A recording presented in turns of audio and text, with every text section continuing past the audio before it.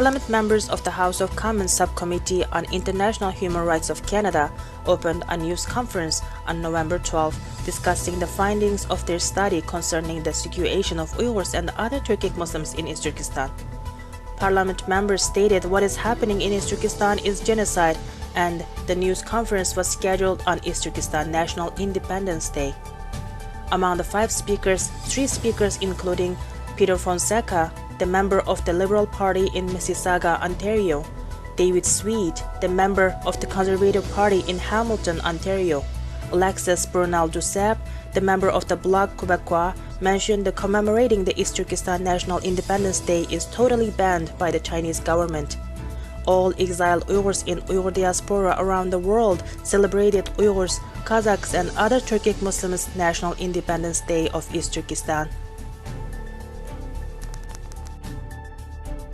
A senior U.S. State Department official will lead economic talks with Taiwan later this month, the State Department announced. This is another effort of the Secretary of State Pompeo to enhance close links between U.S. allies against China. State Secretary Pompeo also became world heroic leader among Uyghurs and other Turkic Muslims suffering from the China's genocide in East Turkestan. Uyghurs are very thankful to have State Secretary Pompeo's support, and we always mention his name with great respect, said former president of East Turkestan Information Center, Abduljalil Karakash.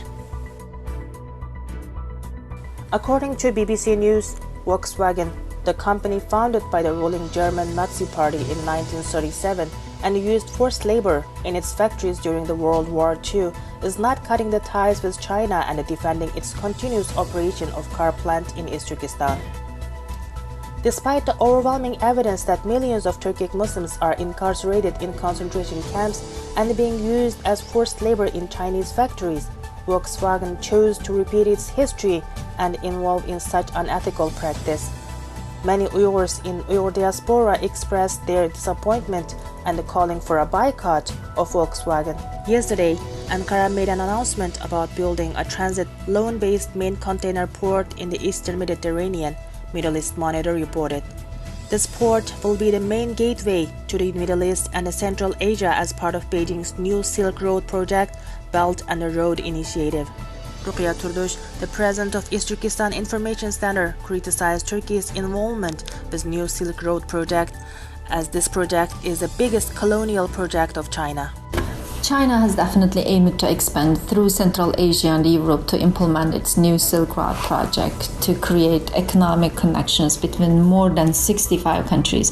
This has made East Turkestan even more important because of its geostrategic location. The purpose of the new Silk Road project is to project China's economic power and wield capital exports as leverage to shape its interests and geostrategic targets, and to expand the dominance of Han Chinese nationals and authoritarian political model.